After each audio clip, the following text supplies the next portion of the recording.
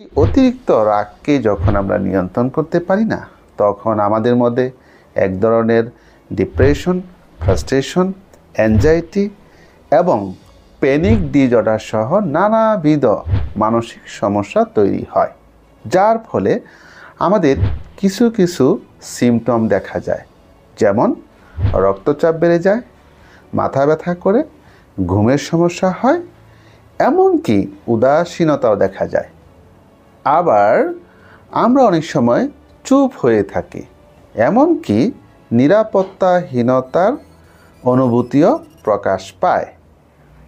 আবার স্ট্রেস হরমোনও কিন্তু বেড়ে যায়, মাসলগুলো অতিরিক্ত টান টান করেও থাকে।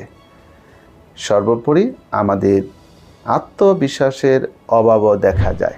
এই অতিরিক্ত রাগকে যদি নিয়ন্ত্রণ করতে চাই, তাহলে যে কারণে আমরা রাগ করে থাকি, অর্থাৎ ট্রিগারিং পয়েন্ট অথবা সোর্স দিকে চিহ্নিত করতে হবে। সেই সোর্স অথবা ট্রিগারিং পয়েন্টকে অ্যাভয়েড করার মাধ্যমে আমরা তাৎক্ষণিকভাবে রাগটিকে কমাতে পারি।